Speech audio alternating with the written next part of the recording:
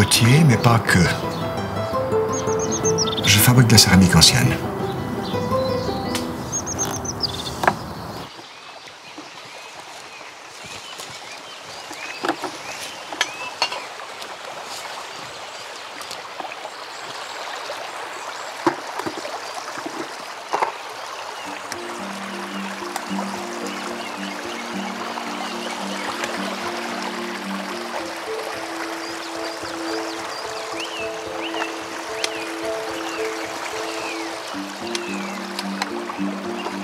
Pour moi, c'est assez important de faire le job de A à Z.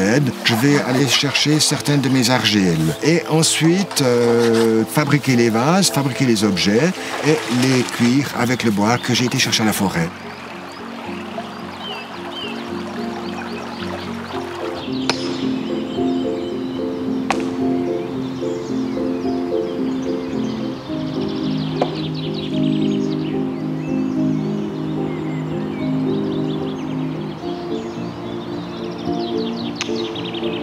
Quand j'étais à l'école, je m'intéressais déjà beaucoup à l'histoire et surtout à l'archéologie.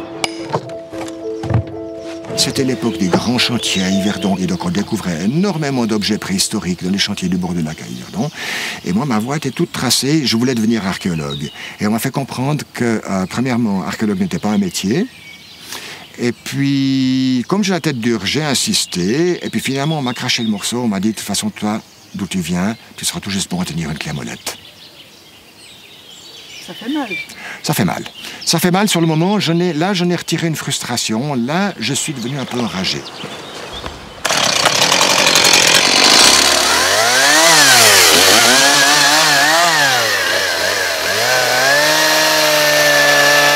On n'est pas issu de la bonne société yverdonoise, ce qui fait que ça a fermé certaines portes.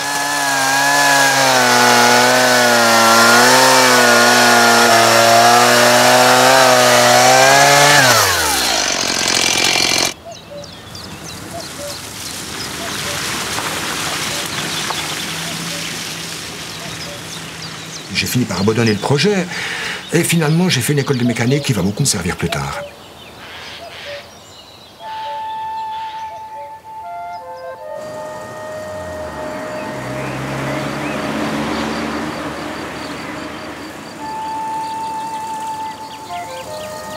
Peu de monde à Coarny sait exactement ce que je fais. Je n'ai pas pignon sur rue, je n'ai aucune enseigne et je préfère cette discrétion-là. Il me faut un calme et il me faut une certaine solitude pour réaliser mon travail.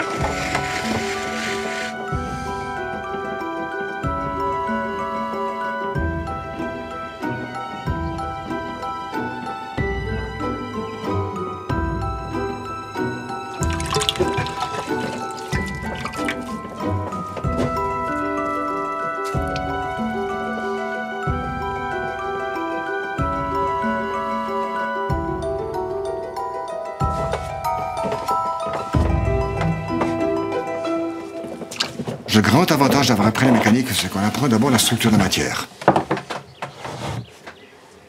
Chaque argile a une structure propre qui aboutit à une approche différente. Voilà, on a certaines terres qu'on peut tourner vraiment comme des brutes, et il y en a, il faut vraiment y aller à patte douce, tout doucement. Il faut lui parler doucement, il faut la regarder doucement, sinon tout s'effondre et tout part en vrille.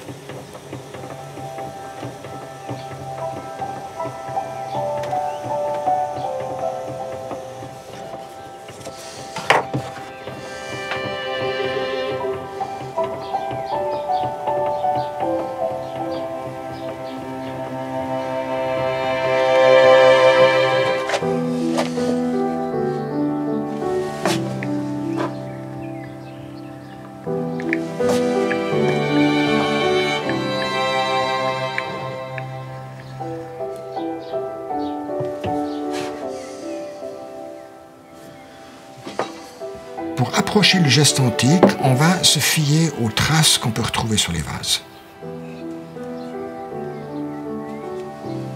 Rien ne remplace la vue directe, rien ne remplace le toucher, de sentir le grain de la terre, voir le soyeux du revêtement, la couleur de la robe, de voir les couleurs. Ça vaudra toujours beaucoup mieux qu'un bon dessin et une bonne photo.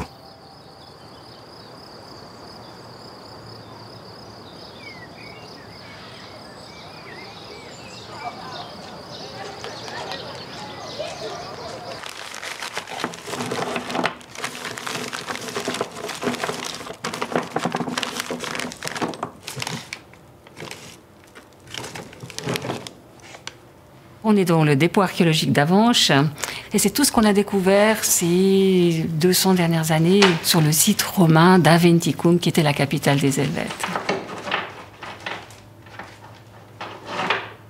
Ce que nous disent ces pierres, que nous disent tous ces objets qu'on retrouve dans les fouilles, c'est à nous de les interpréter. Puis Pierre-Alain, lui, il complète cela. Alors, il a des grandes connaissances aussi en céramologie, mais surtout en technologie, technique de fabrication de ces céramiques. Et il est un apport fondamental pour nous, parce que nous, souvent, sur les bancs d'université, on apprend la théorie, puis on sait dater des céramiques, mais on ne sait souvent pas comment elles sont faites, comment est l'argile.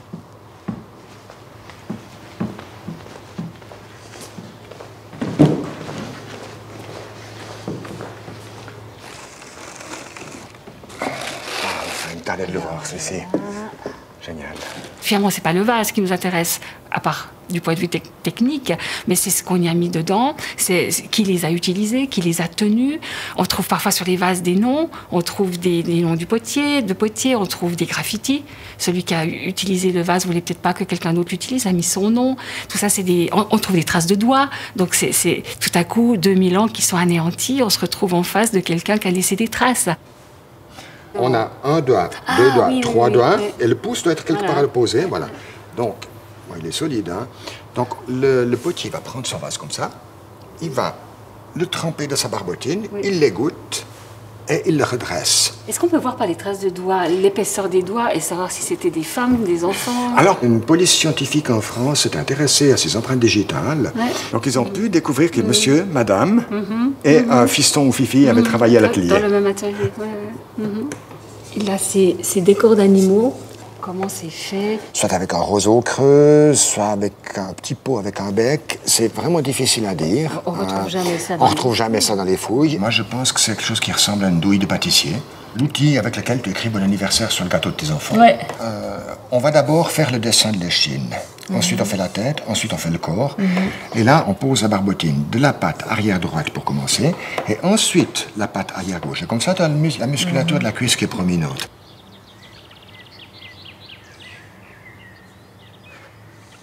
C'est quelqu'un qui est passionné, il a un enthousiasme contagieux et qui nous raconte des histoires. Et finalement, l'archéologie, c'est aussi ça, c'est raconter des histoires.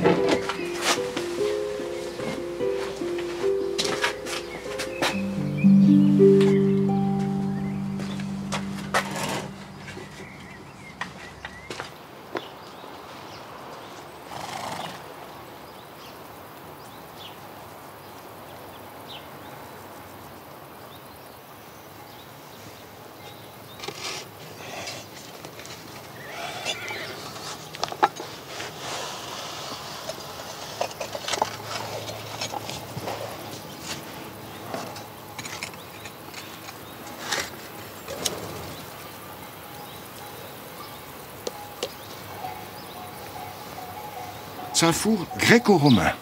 Et là-dedans, je pourrais mettre 300 gobelets de 3 décis, ou 10 cruches de 10 litres.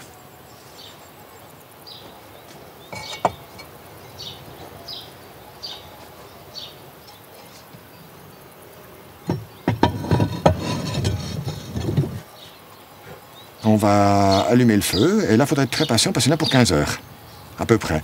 Ça dépend. Si on a un bel orage entre deux, on aura 1 ou 2 heures de gagné. Plus l'air est humide, plus ça va vite.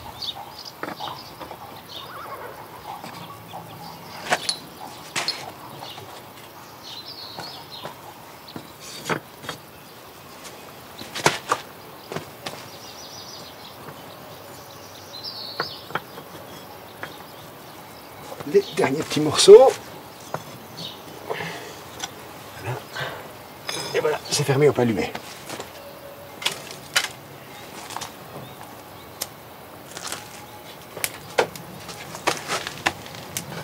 On va lentement, d'abord très lentement, élever la température du four pour éviter que les pièces éclatent sur des chocs thermiques, sur des montées de température trop rapides.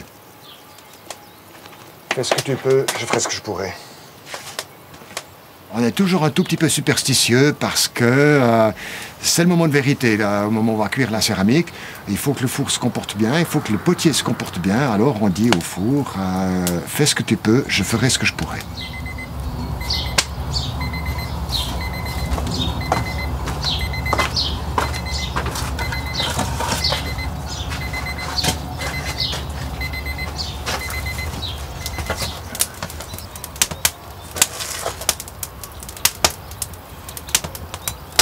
Je crois qu'il faut être méditatif pour faire ça parce que il faut être extrêmement patient. Il faut être extrêmement patient. Les potiers sont des gens inquiets mais patients. Spécialement ceux qui cuisent au bois. Cuire au four électrique, c'est tout à fait différent. On remplit un four, on programme le four, on appuie sur un bouton et on va regarder la télé. Là, c'est toute autre histoire de cuire au bois et il faut conduire la cuisson jusqu'à son terme. Comme je cuis à la couleur du feu, c'est cette couleur-là qui me dit si la température est suffisante ou pas.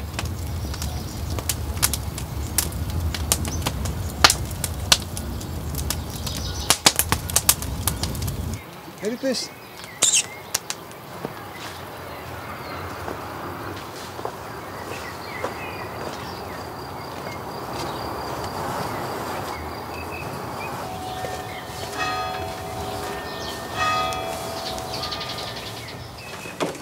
Il y a eu un choix de vie à un moment donné. J'étais assez sévèrement atteint de ma santé et il arrive un moment où je me suis dit il faut que je change de vie, sinon ça va très mal se terminer. Et c'est là que, assez rapidement, j'ai décidé d'abandonner mon ancien métier pour ne me consacrer plus qu'à la céramique.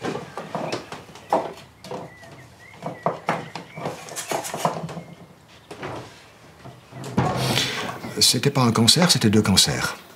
J'ai dû passer par plusieurs opérations, j'ai dû passer par 4 mois de chimiothérapie.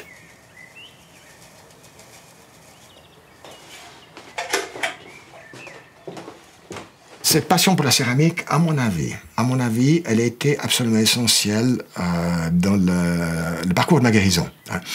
À mon sens, quand on parle de lutter contre une maladie, ça ne veut pas dire grand-chose. Par contre, avoir un but pour passer au-delà, ça c'est très important.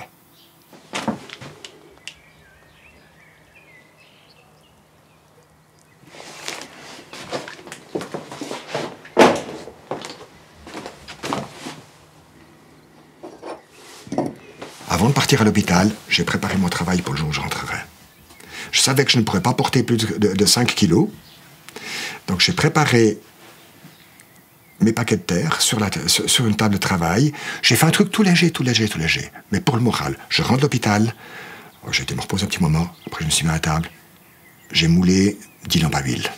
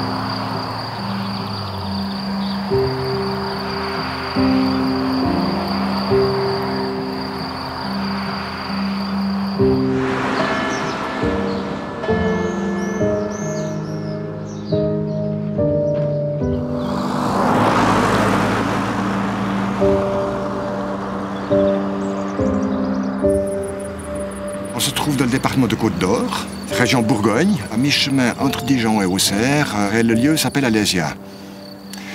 C'est un lieu très important pour les Français, c'est un lieu rassembleur, c'est un lieu mythique, c'est un lieu où s'est déroulée une très très grande bataille entre une confédération gauloise et l'armée de Jules César.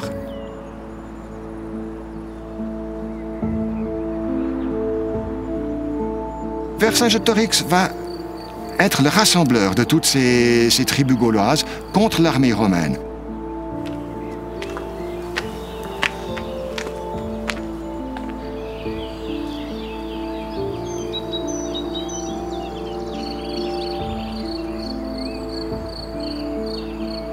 Guillaume Tell est un mythe rassembleur pour les Suisses, Vercingétorix en est un pour les Français.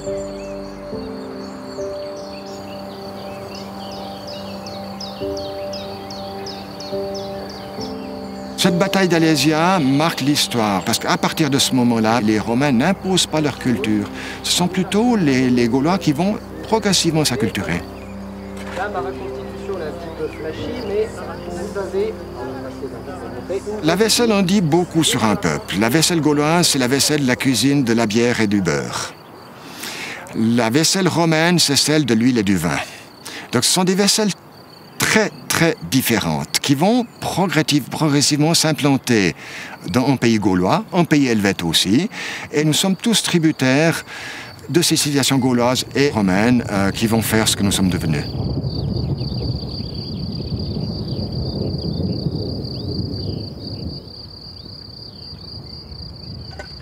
Yes, on va mesurer à partir du milieu. Ouais. Hein? Ouais. Ouais. Encore une petite bosse devant, non? Ouais, une petite bosse devant. Le but de ce voyage à Alésia, c'est de construire un four gaulois.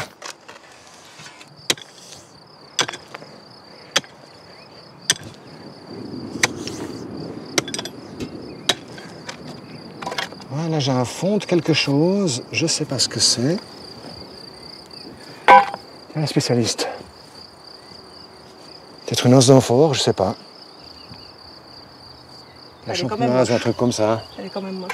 Ouais, il est quand même moche, je suis d'accord avec toi. Ah, on n'est pas si mal que ça. On n'est pas si mal que ça. Il y aura quelques centimètres enlevés à gauche. Ah ouais? J'aurais cru que c'était à l'inverse. Il y a un petit chouïa, un petit chouïa. Fiona Moreau, qui elle est archéologue, a un master en archéologie. Elle est céramologue, c'est une spécialiste en études de céramique antique. Donc Fiona, un jour, va reprendre l'essentiel de mes activités. Pour moi, les années passent. Là, j'ai 64 ans. Monter un four tout seul, ça commence à devenir un peu lourd. Je suis très, très heureux d'avoir quelqu'un qui me donne un coup de main dans ce job-là. Puis surtout, c'est quelqu'un d'absolument génial parce qu'elle a vraiment pas de main gauche. Que ce soit à la pelle, à la pioche ou sur un tour de potier, elle est vraiment très, très, très débrouille. Et ça, c'est l'essentiel.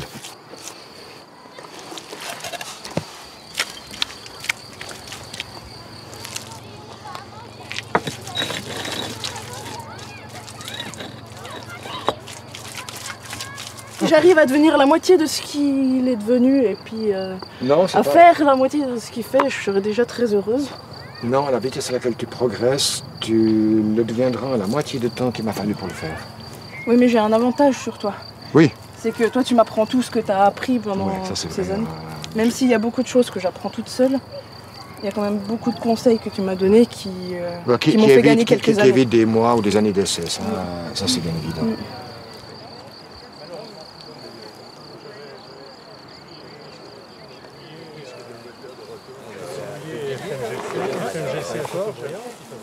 Bonjour. Et c'est parti.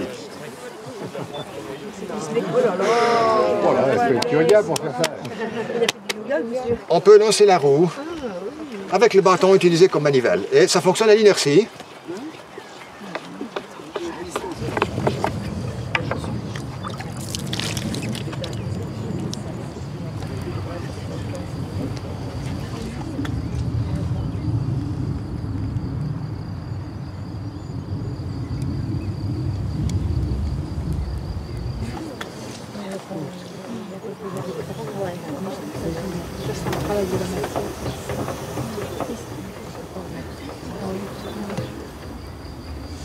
Les gens sont quand même très intéressés et le regard qu'ils ont juste quand Pierre-Alain tourne, par exemple. Je me dis que ça vaut le coup de se donner la peine de faire ce boulot-là.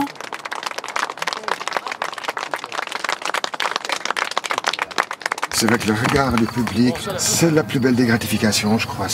Le public est complètement hypnotisé et les mômes sont émerveillés. C'est magique.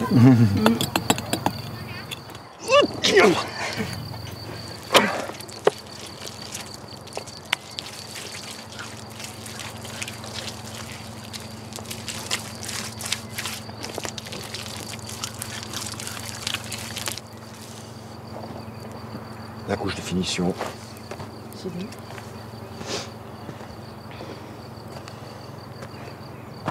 Il est beau notre four. Voilà. Il est bien. Des fois, je trouve ça dommage de remettre de la terre autour. Parce que c'est joli comme ça. Ouais. Oh, on va être à l'aise. Yes, à la soupe.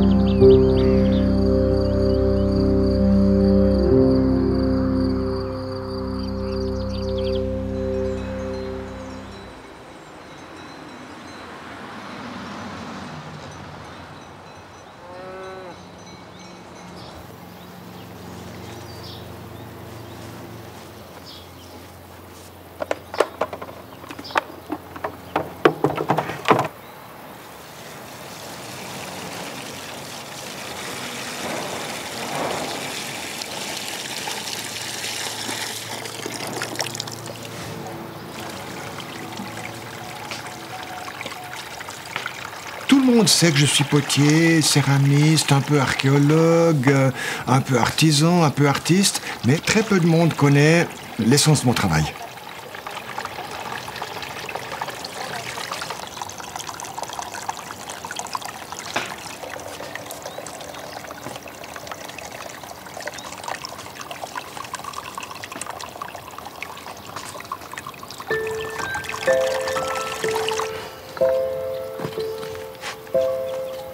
Ce qu'il y a de très satisfaisant dans ce travail, c'est que ça me permet de faire quelque part le travail de l'archéologue que j'aurais aimé être, et à la longue, je suis devenu une sorte de créateur de céramique antique.